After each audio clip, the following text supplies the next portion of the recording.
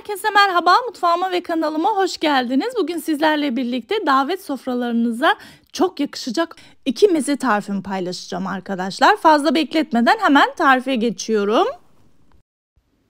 Bu aşamada ön hazırlığı yapıyoruz arkadaşlar. Fırın tepsisine yarım kilo çeri domatesimi ve 5-6 adet karışık kapya biberlerimi ekliyorum. Çeri domatesi olmadığı zaman normal domatesi 4'e bölüp de kullanabilirsiniz rahatlıkla. Evet, 2 baş sarımsağımın kafa kısımlarını kestim ve onları da ilave ediyorum. Daha sonra birinci mezemiz için gerekecek 1 adet soğanımızı bu şekilde doğruyorum.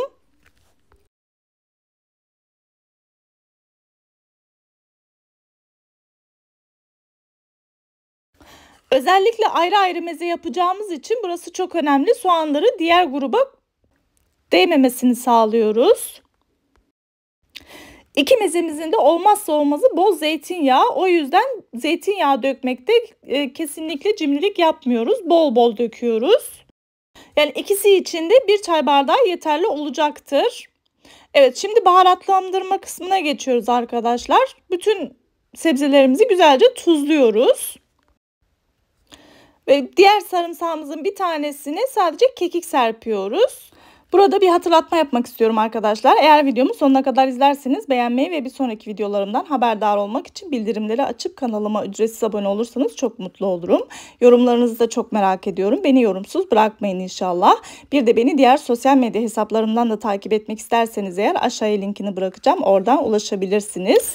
Evet, şimdi tuzlamış olduğumuz sebzelerimizi 250 derecelik fırına gönderiyorum ve ızgara kısmında güzelce kızarana kadar pişiriyorum. Gördüğünüz gibi sebzelerim gayet güzel pişti. Yağının çok olduğuna bakmayın. Çok yakışıyor gerçekten. Emin olabilirsiniz. Evet, sebzelerimiz kenarda soğurken biz birinci mezemizi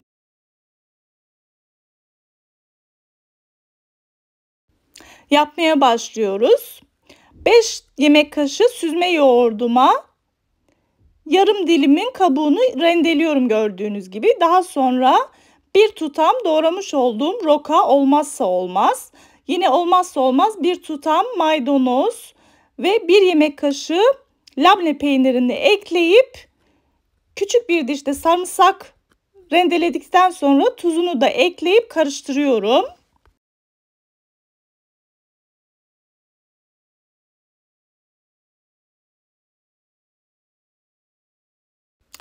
Evet, sosumuzun alt tabanını hazırladık. Böyle kaşıkla yer açıyoruz ki üzerine sos gelecek.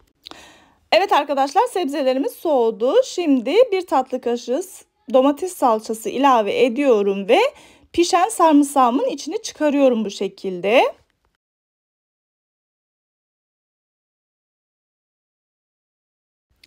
Daha sonra bütün malzemeleri bu şekilde karıştırıyorum. Çok fazla ezmiyoruz, burası çok önemli.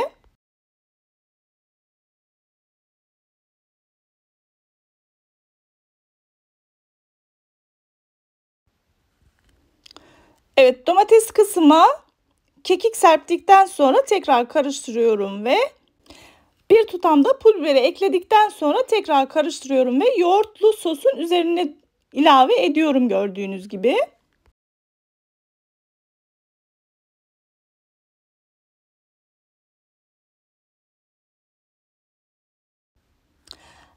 Evet, sosu ekledikten sonra tepsimin dibinde kalan yağını da gördüğünüz gibi etrafına yayıyorum. Evet, birinci mezem bu kadardı. Şimdi bunu kenara alıyorum ve ikinci mezemizi yapmaya başlıyoruz. İkinci sırada humus mezemiz var arkadaşlar. Onun tarifini vereceğim.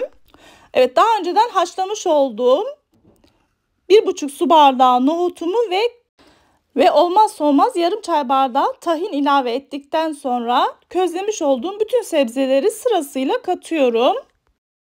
Ve benim yazdan hazırlamış olduğum konserve kuru domatesim vardı. 2 tane ondan ilave ediyorum. Gerçekten çok yakışıyor. Ve biberlerimin kabuklarını soyduktan sonra tek tek ilave ediyorum gördüğünüz gibi.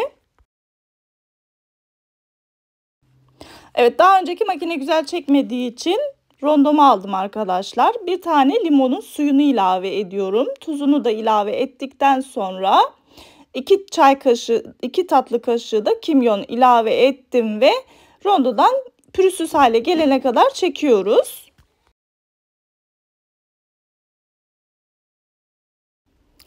Evet, humusum hazır. Şimdi tabağıma alıyorum ve servis yapacağım.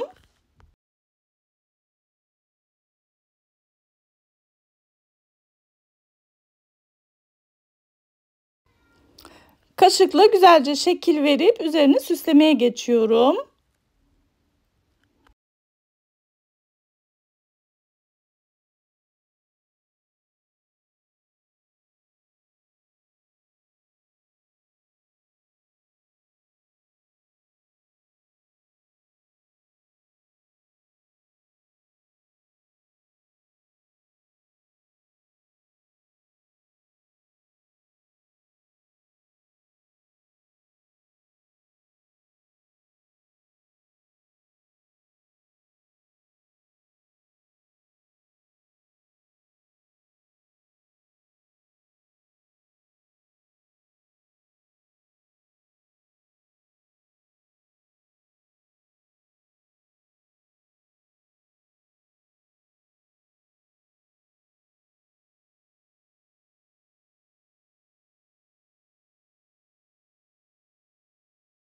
Evet arkadaşlar, gördüğünüz gibi bugün de sizinle birlikte davet sofralarınızı şenlendirecek 2 meze tarifi paylaştım. Biri böyle yoğurt yatağında domates mezesi, biri de bildiğimiz, diğeri de davet sofralarımızın vazgeçilmezi olan humus tarifini paylaştım. Gerçekten ikisi de çok lezzetli. Hemen şimdi sizinle birlikte tadına bakmak istiyorum. Önce şu yoğurtludan alacağım. Şöyle yağından. Bismillahirrahmanirrahim.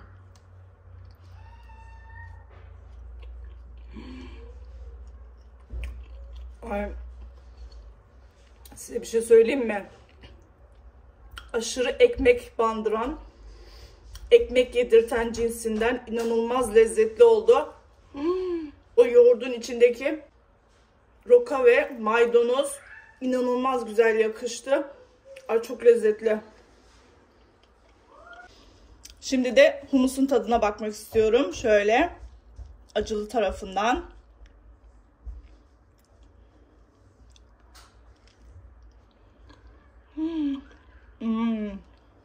Size bir şey söyleyeyim mi?